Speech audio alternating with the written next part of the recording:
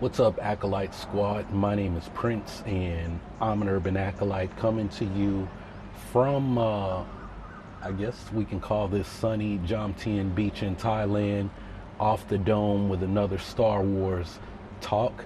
And my question that I want to deal with in this video is, did The Mandalorian confirm that Darth Revan is coming to Star Wars?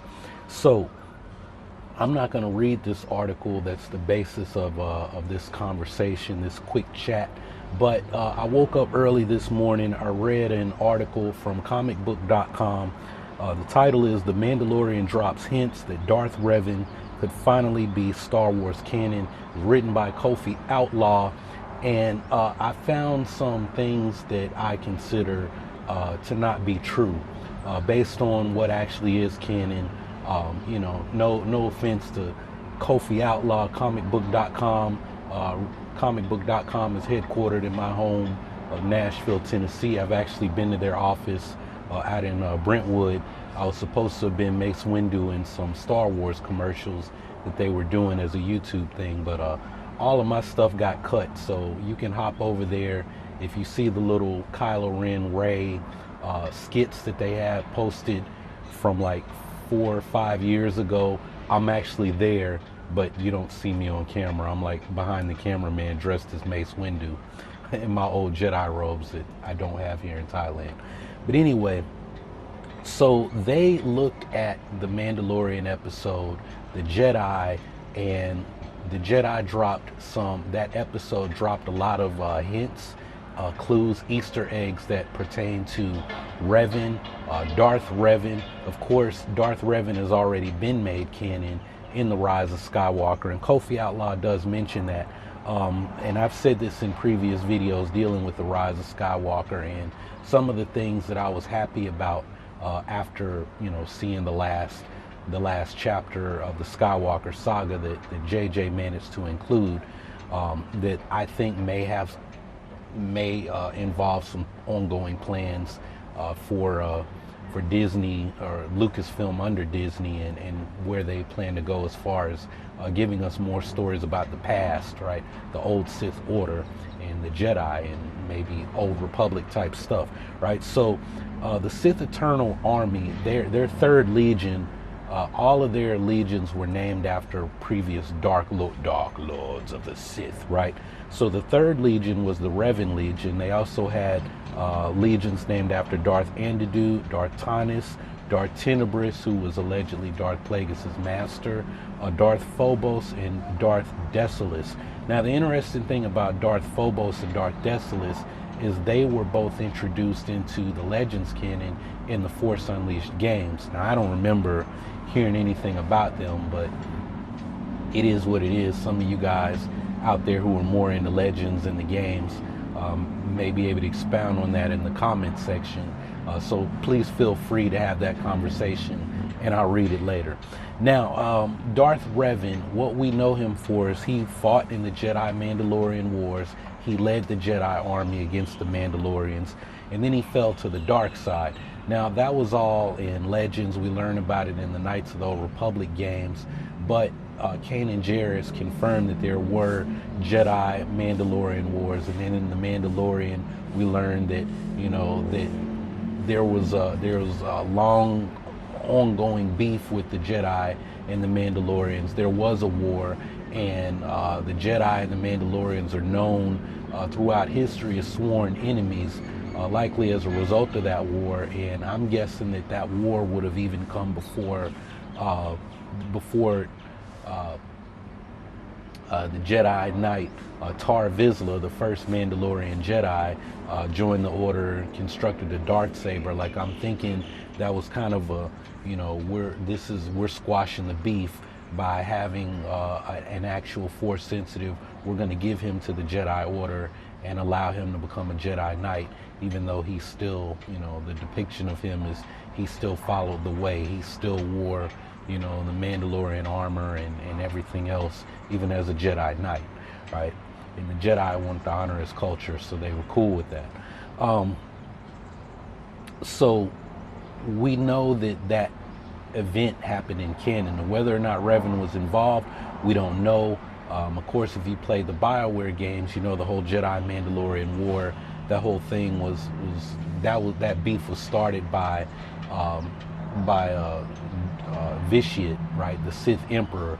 He he gassed up the Mandalore in the going to war with the Jedi, and then he gassed up Revan. He was the one who was responsible for Revan's fall to the dark side. The whole Darth Revan thing. Revan was a pawn for the true Sith Emperor. And then after the events in Knights of the Old Republic, the redemption of Revan, he leaves Bastila, barefoot and pregnant on Coruscant to go search for the true Sith, and there he further becomes a pawn of Vitiate, right?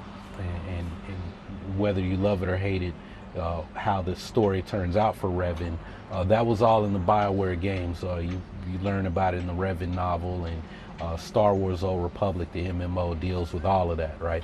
If you play the Jedi Knight story, you're basically playing what would have been Knights of the Old Republic Part 3. And then if you play as a Sith Inquisitor or actually you don't even have to, you just play for the Sith Empire, you learn all about the Revanites, and then the expansion, right, that deals with Revan continues to tell that story.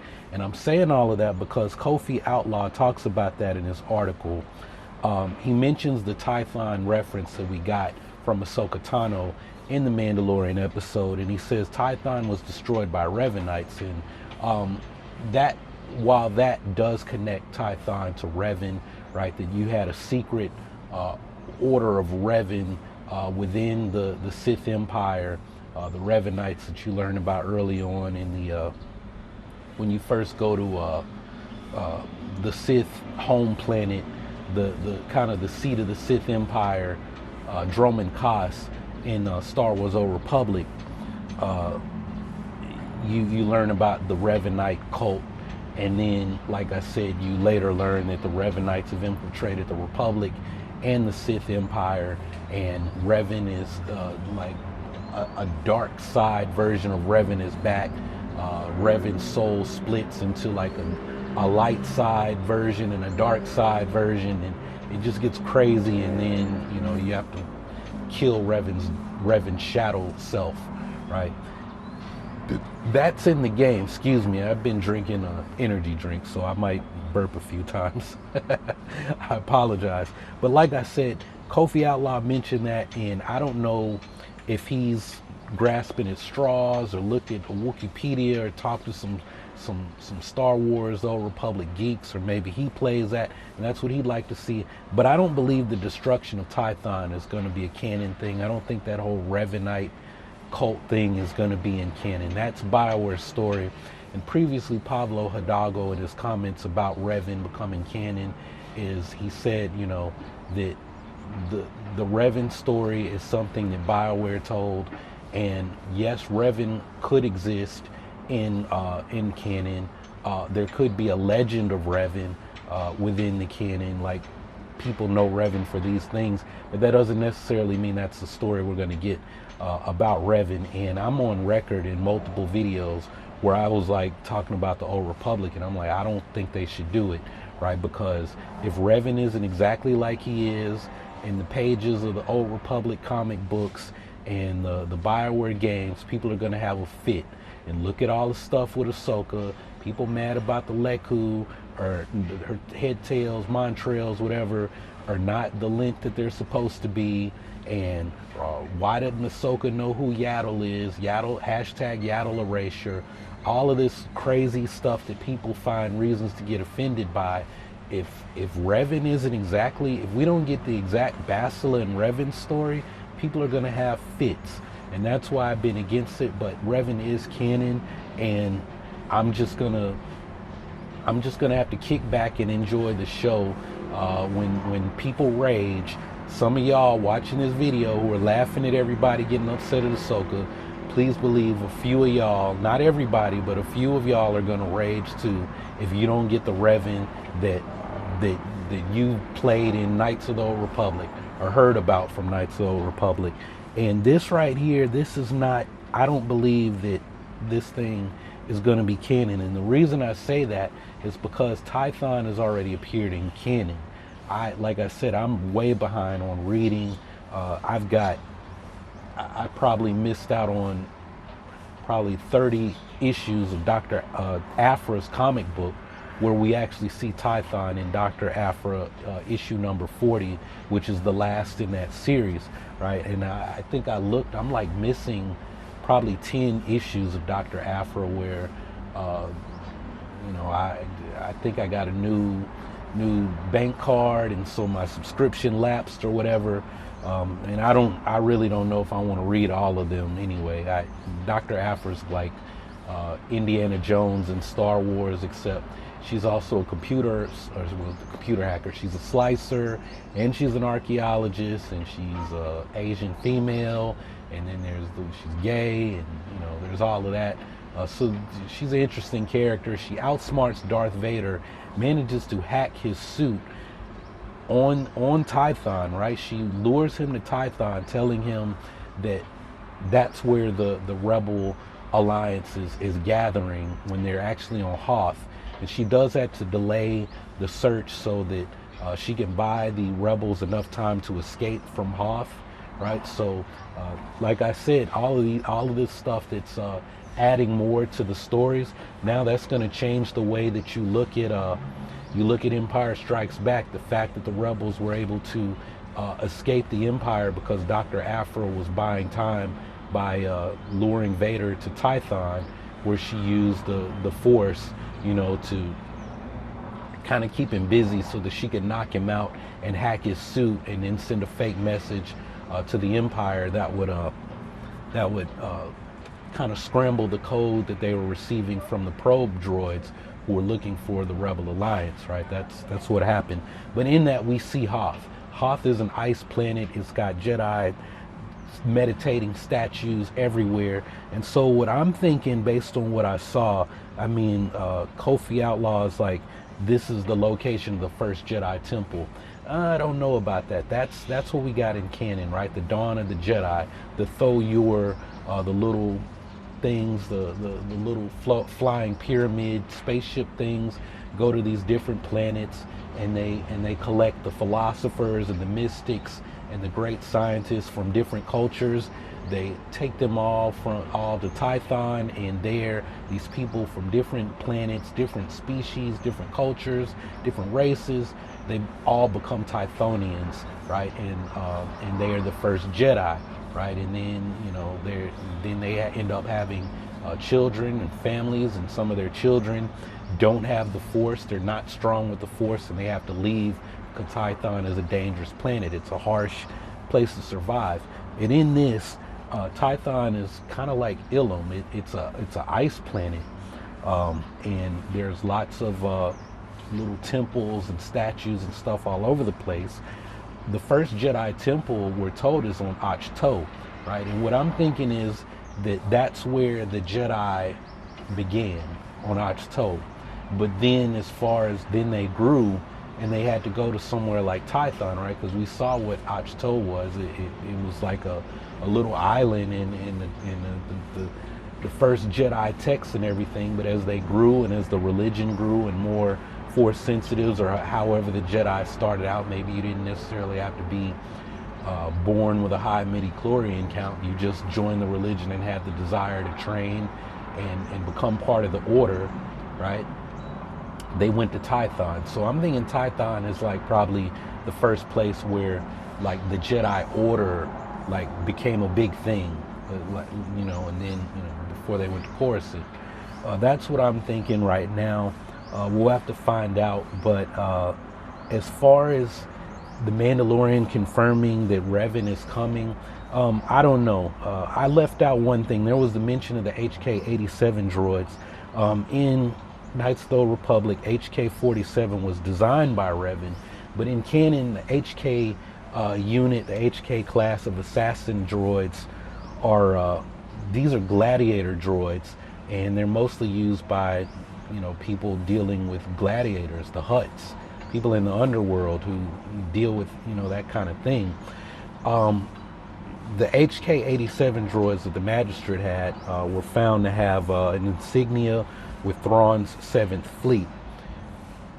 Thrawn, we saw in Rebels, use these different droids as sparring partners. Maybe he used them as bodyguards or whatever. We had the big droids, right? We saw them in Rogue One. The Empire was using those a lot. I'm thinking that Thrawn, not trusting the Empire, kind of Thrawn was connected with everybody, the underworld, everybody, and he kind of did his own thing. And I'm thinking that this is an example of Thrawn going out and saying, I know the Empire's got these awesome droids, but I'm going to get something that's actually made for battle and proven for battle, proven to work, right? There's something about, there's a reason that Thrawn is doing this. And then it's also the cool callback to HK units, Favreau and Filoni being as the savants, the Star Wars savants that they are. That's my Stephen A. Smith Easter egg. The savants and saboteurs and creative geniuses that they are, to call back on something from Star Wars Legends canon and drop it in there to appease the hardcore, diehard Star Wars fans, right? I think that's what that was. I don't know necessarily that the HK unit will have is an Easter egg that Revan is coming. But, to answer the question that the Mandalorian confirmed that Revan is coming, I don't think it did. We already know, Kofi's question was, he said Revan could finally be canon. Revan is already canon because he was named in The Rise of Skywalker as a Darth Lord of the Sith. He was given the name of a legion, of an entire, part of the Final Order fleet. So whether or not Revan is coming, I don't know. I don't know the plans of Lucasfilm and Disney. I don't have any inside contacts. I'm just a dude who likes kung fu and religion and mythology stuff here on my balcony in Thailand, sharing my love of Star Wars with you guys. And that's really all I got. So with all of that being said, do you guys think that Revan could get name dropped, or we could learn something about Revan in The Mandalorian? I mean, it's the best way to kind of introduce him to the larger audience. He does have a history with the Mandalorians. I would love to see that, right? But I don't know if it's going to happen. I don't know how they can make it happen. But please believe me, if it's a thing, it's already happened, right? I keep telling y'all, Dave Filoni is playing 3 steps ahead. They knew during season 1, when they were planning the show, that Ahsoka Tano was coming. We said that in the Rosario Dawson interview video I did. So if it's a thing, if they mention more about the Jedi Mandalorian wars, Kanan Jarrus mentioned it when he was talking to Tia Sakar, training her to use the Darksaber. We might get a duel between Moff Gideon and Din Djarin, because now he's got the Beskar steel spear, and we know Pedro Pascal has had some staff spear training from his role in Game of Thrones. So I know Lateef Carter dos Santos and the other stunt actors might actually be doing that. But Pedro Pascal can handle his own and do a little something as well, right? With help from everyone else who'd be wearing the suit. Moff Gideon, Giancarlo Esposito said he'll be doing a lot with the Darksaber. Hopefully in this season, maybe more in the next season. But it sounded like he said he's going to be doing a lot in season 2. And we got 3 episodes left to see him do what he's going to do. So we'll have to wait and see. But anyway, that's I'm leaving on a high note. So, I would love to see Revan tease. But that's all I got for this one. So thanks for watching. Thanks for hanging out. Y'all keep on breathing, and I'll holler at you on the next video.